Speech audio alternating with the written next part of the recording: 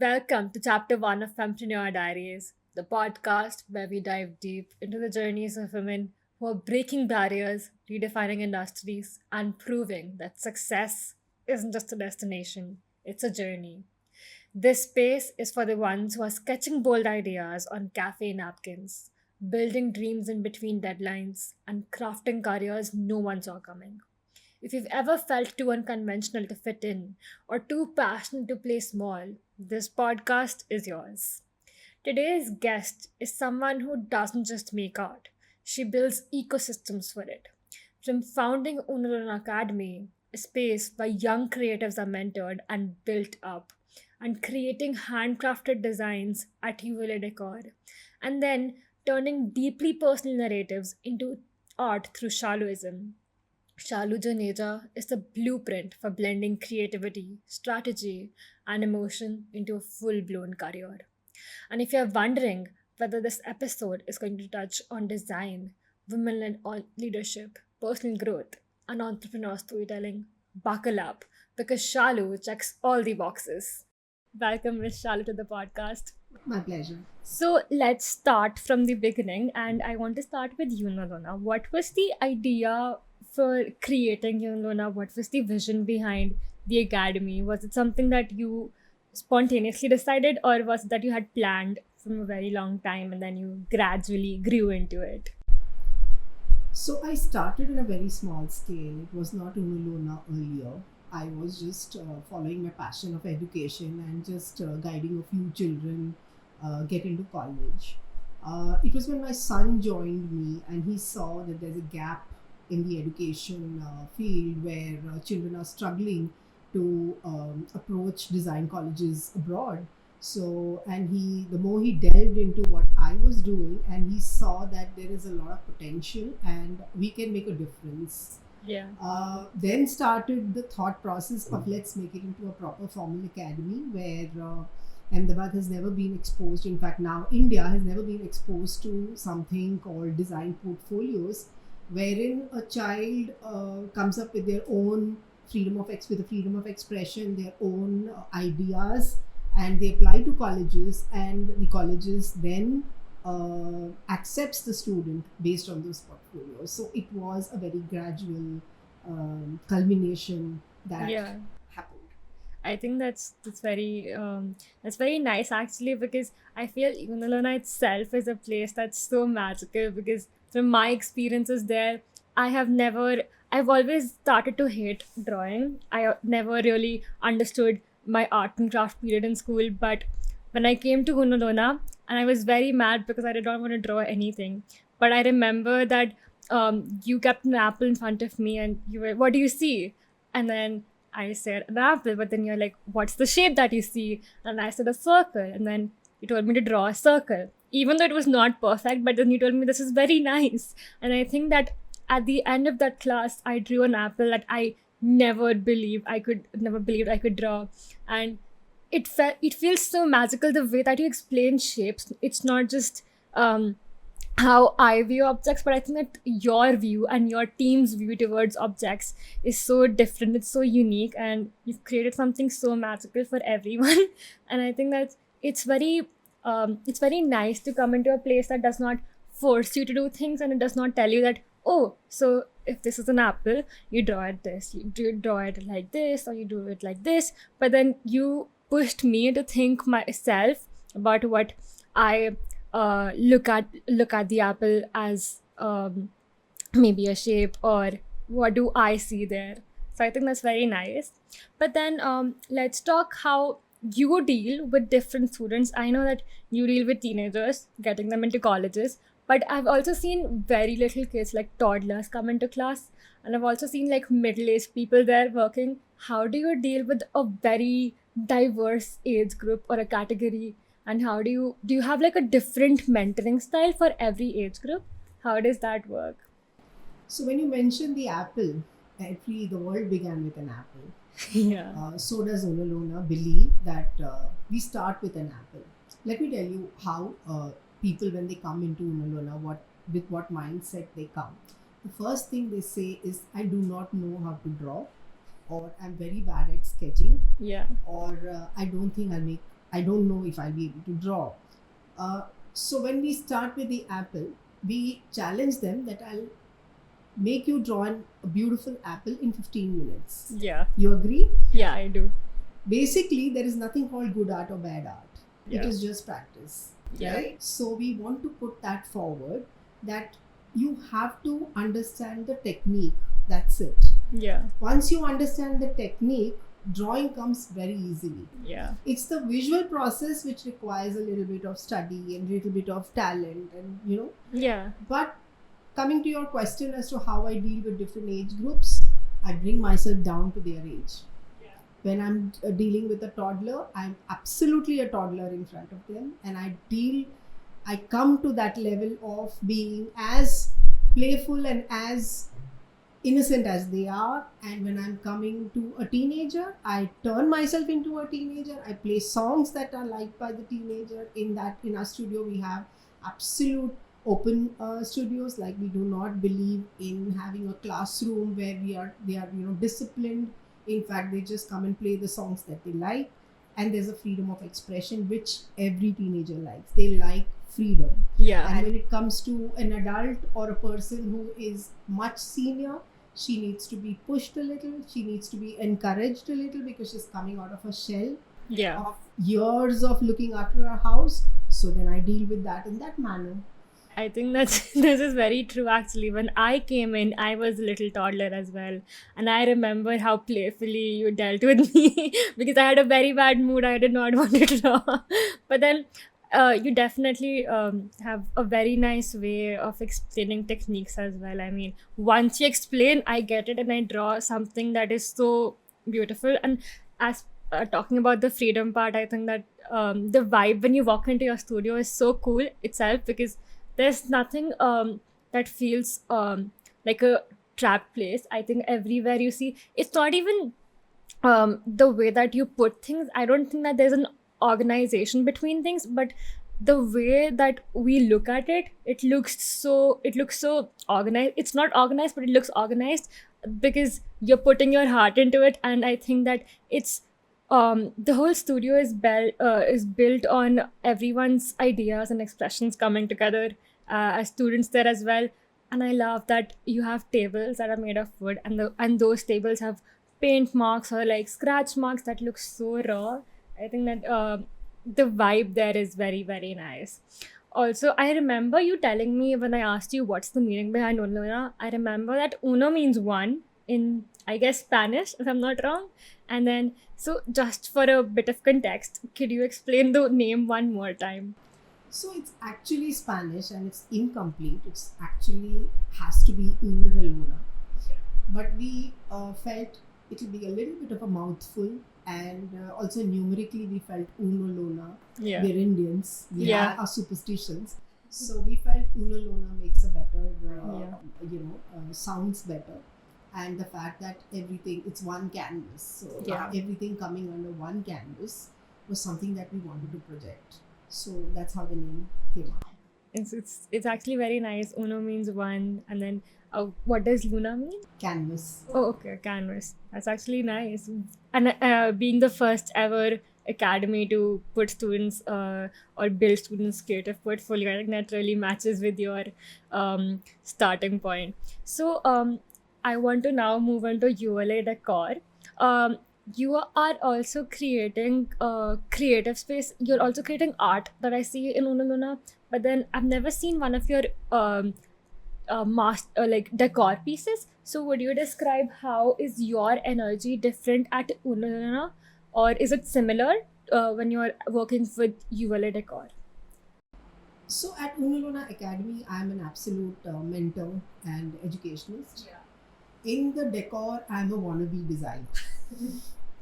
So when I say wannabe designer, I itch to create something with ceramic. I feel very, very fond of ceramic. I've not had the fortune to learn ceramic in the very formal manner. Yeah. I'm a self-taught ceramic artist. But I've done a lot of research and I've come up with programs that are helping many of them come up with their own studio pottery.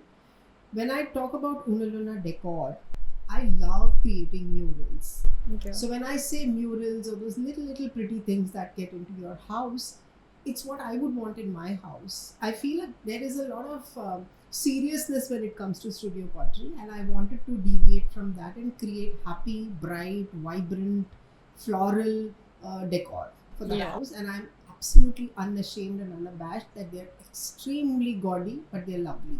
It adds a little happiness to the house. So Unalona decor is basically what we want to do is add a little bit of color, a little bit of nature, and a lot of happiness in the home. I don't believe that anything that you make would be gaudy, but I think that a very small piece in your house could also, portray a very big statement or could connect to a very large of an emotion. So that's very nice and that's very beautiful. So when you do you ever plan on like going further, not just with ceramics in ULA decor? Do you plan on like going full on designer mode and like design people's home, or like do you full on uh, make sculptures out of ceramics, not just like little pieces? What are your future plans with ULI decor? So we are already in the process of, we've actually completed a whole collection of murals which are very beautifully handmade and inspired by the Mughal miniatures. So the buttas that you find in the Mughal miniatures or textiles, we have translated that in clay, Yeah. which has been a very tedious and a very, very difficult process. So we're coming up with that collection called Buta, and we're also doing a lot of installations, which is very abstract. And we are in the process of now presenting this whole collection in the market. Plus, we're also going highly commercial by coming up with our own tableware. So Oh, we are targeting the Horeca market, and then we just hope that it carries on from there. So we are developing and expanding in that manner. I'm really excited to see all that comes I am up. too. And now let's move on to shallowism. You have ism in your word that's actually very very cool, and I mean I wish to have ism one day as well. But let for people who don't know about shallowism, can you describe shallowism? So, a shallowism is somebody who's always been fond of art history. The ism is taken from all the art movements, postmodernism, like Impressionism, Expressionism, and I came up with my own shallowism. Um, it's my personal private practice as an artist. It just reflects what I am as an artist Yeah. and what my actual expression is. Um, yeah, so that is what is shallowism. That's actually very cool. So again, how do you think your energy is different here than from Unulana or ULA decor? How do you put Oh, your they overlap. They overlap. I can tell you that I have learned a lot by teaching. yeah. My art practice has become very, very what it is now because of the fact that I'm teaching. My decor is also because of the fact that I run the art clay programs. So it all overlaps. What happens in decor also happens in shallowism. What happens in shallowism also happens in Unulana Academy. So I cannot differentiate between the three. They overlap. Okay, that's actually, I think that when you're creating an ecosystem like yours, when you have art, when you're an educationist, and then you're also having a little bit of philosophy into it, I think that you are meant to go all over the place with all these three. I mean, they're similar, but I think that there are points of differentiation between them as well. So, is there, so sometimes do you feel that maybe you're more meant for maybe shallowism or maybe ULA decor or Unolona? Is there a point where you feel that maybe I'm more into one of these three things? Sometimes when I feel that yes, I need to give my more attention to shallowism, I take that time off. It's not like the best part is I am my own boss. Yeah. So I manage to kind of reduce and increase whatever is required when it is required. So if I feel I need and my time is needed more at the academy, I do that. At the decor, I do that, and then I have my me time at home where I have a studio at home where I work on shallowism. So I guess I am pretty well managed, and I no complaints about it. Don't you ever feel a situation where you feel completely burnt out because you're handling so many different things? Or is it, I mean, is that you balance them perfectly? And if you do balance them perfectly, what's your go to mantra? Like, how do you balance everything if you do balance it? Frankly, I've never had a burnout. Even when I'm going out traveling, I'm carrying my sketchbook and doing some travel sketching. Yeah. That how crazy and passionate I am about. It doesn't feel like work to me. It is like it's like life to me. But yes, when I feel that I need, when there is this kind of a stagnation, or I'm having an artist block, then I of course listen to music, play with my dog, or watch some really bad movies. Yeah, that brings me back. That's actually cool. I think my next question was going to be about artist blockout because that's one of the that's very I don't know how to put it. I think that's every person has this place where if you're working even in the marketing industry or in the sales industry, or if you're doing a business, or if an artist especially, because you're constantly creating something and your creative mind is constantly working, you have this point where you think that I cannot create anything else. But I think that your idea completely works, listening to music and watching bad movies. This brings me to a question on top of my head. If there was a Netflix title for Shaluism, ULA Decor, and No No No No, and then one for your vibe, your personality, what would they be? Hmm. You mean you were talking about a title, a movie, or Yeah, like how would Netflix present you, ULA Decor, Unalona, and Shaluism? definitely not a documentary. A thriller, perhaps? For you?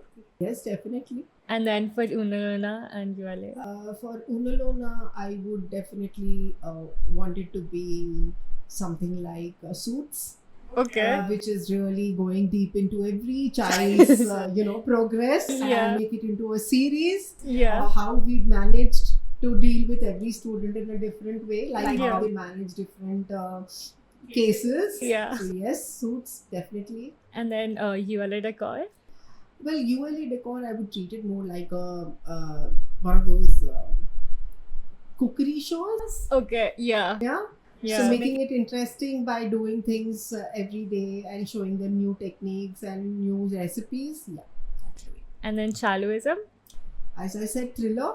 thriller. Okay. Yeah, I create mystery as to what are the mediums I'm using, what are the materials I'm using, and how do I end up doing that, and some kind of a mysterious process. And if there were, I don't know if you said you don't want a documentary, but if there was a documentary on you, not on your work, but on you, what would its title be? What would it be called? That's a difficult one. What would my title be? I can only think about shallowism. Yeah. But yes, I recently have come up with a title called Material in Motion, Oh, that's really which cool. means everything is impermanent, everything moves, nothing is permanent, neither your emotions. What you felt yesterday, you're not going to feel today. Not the world, not the material around you. Everything is in motion. So, yes, material in motion is something that I'm thinking of. That's actually cool. So now we have this thing called five Femtrepreneur rapid fires. And then I'll ask you a rapid fire question, then you can answer them in like one word, one sentence, whatever you feel like. If Unalona, ULA Decor, and Shaloism were each type of art material, what would they be? Unalona Academy would be paper, Okay. blank paper, Yeah. and decor would be clay, and Shaluism would be ink. That's really cool. And then, if there's one color that makes you feel very powerful while working, what would that color be? Indigo. Okay. That's actually that's very bright, and I think that it has a very um, good history to it as well. um, an art medium that you feel is totally underrated? Pencils. I feel people ignore pencils. Yeah. It's how you start, and people just want to finish it and go ahead with color and everything. But I think pencils is the most underrated medium, which Yeah. needs to be really respected. I remember you making me do pencil art as well when I wanted to work with soft pastels, but completely agree. What's one lesson that the art world has taught you and now you apply it every day in your life? Consistency. The more consistent you are, the better you create. You have to keep drawing, creating every day, not treat it like work. Yeah. Consistency will definitely make you do good art. Okay. If there's one message you could paint on a billboard and every creative woman sees that, what would it say? Can you repeat that question? If there's one message you could paint on a billboard and every creative woman sees that, what, Women. yeah, what would it say? Power. Amazing. That's actually very cool. And on top of the kids section, is there a lesson that or is there something that a kid or one of your students have ever told you that struck with you, and then that completely changed how you look at things, or like had a starstruck moment in your life? Or if there's one piece of advice that a kid, not exactly advice, but if there's something that they said to you and then that completely changed how you felt, or if there's something that stuck with you. Yes, this is something that I changed my whole notion of how art should be taught. I remember this little girl who Yeah. was drawing painting a landscape, and she wanted to paint the sky red. And I remember one of my faculty saying that the sky is always blue. Yeah. She said, but I want to paint it red.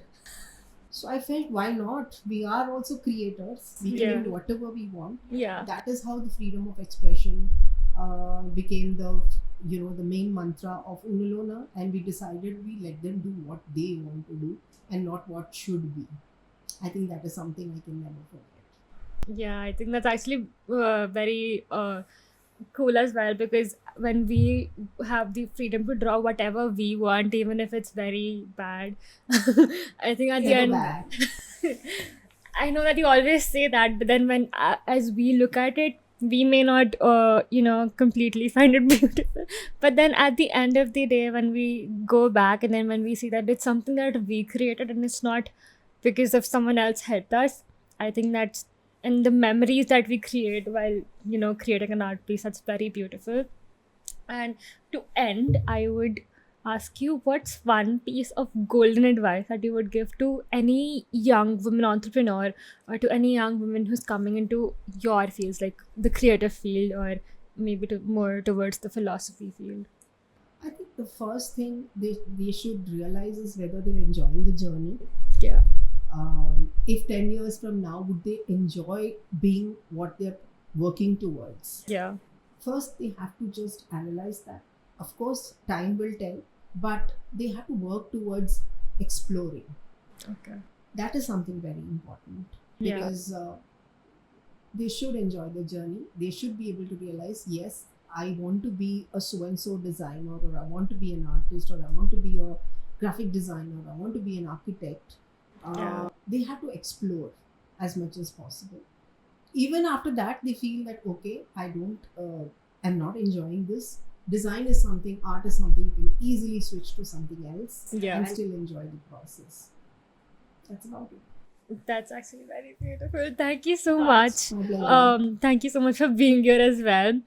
You're proof that art is not just passion, it's a platform, a profession, and a powerful tool for change. From mentoring creatives to shaping spaces and expressing truth through shallowism, you've created an entire ecosystem for creativity to thrive. And to our listeners, if you are an aspiring artist, a woman building something from scratch, or someone just figuring out, this is your reminder: creativity is currency. To everyone tuning in, if this episode sparked an idea, or lit a fire, or gave you all the creative chills, make sure to subscribe, to share this episode, and tag us with your favorite moment. This is Fempreneur Diaries, where ambition wears lip gloss. I'll see you next time. Keep hustling, keep dreaming.